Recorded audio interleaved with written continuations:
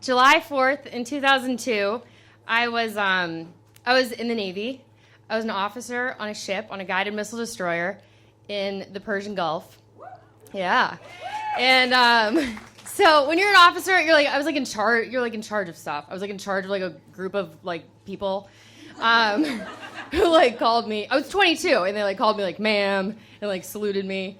So on this ship, there's 300 people, and it was 30 girls, women, and I was one of them.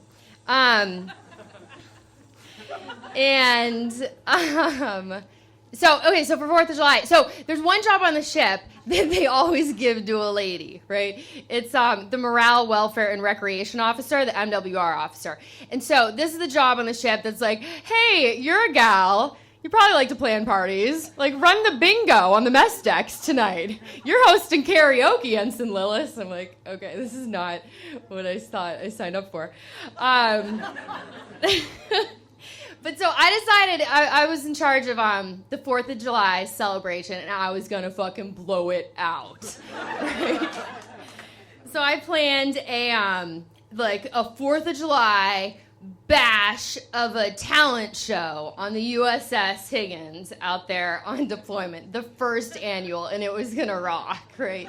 I knew there were some seamen who brought guitars on deployment, so I'm we've got guitars. I know there's probably some country singers for sure. I think we had 3 different Kenny Rogers that day.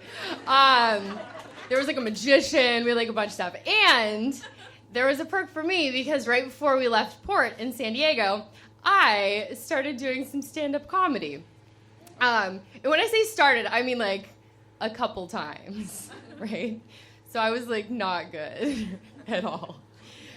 But I thought, okay, cool. So we'll do this talent show, and everybody will perform, and this all happens. We're out on the flight deck, where the helicopters land and stuff. We have a big party out there in the middle of the Persian Gulf. And anybody who's not working, doing something really important, is out there just watching. So it's 300 guys just watching the show, right? And on comes the singers, and on comes the magician, and everybody's having a blast. And then I come on and do my stand-up, and I was really bad.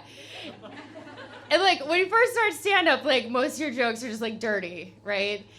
And so here's all these guys, and I tell a joke about my boobs, which crushed. They were eating it up. Then I tell a joke about how I'm not a lesbian or whatever. Again, they fucking loved it.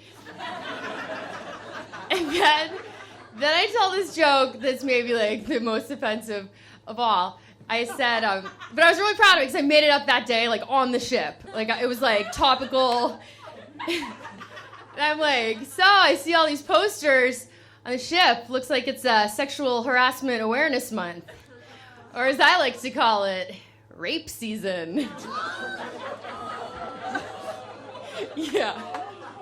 You guys aren't really laughing, but they loved this shit. I've never heard more laughter in my life. These were all the people who had to call me ma'am, usually. So anyway.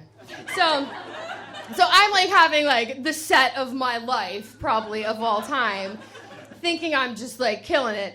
And then I get off stage, and I do have a moment where I'm there were all these strong, powerful women who came before me in the military who were fighting for women to be seen as leaders and as strong people out here, and trying to tamp down the whole I'm a lady thing. Just see me for my rank, And so for a minute I thought in 3 jokes, I kind of pushed that back a little ways.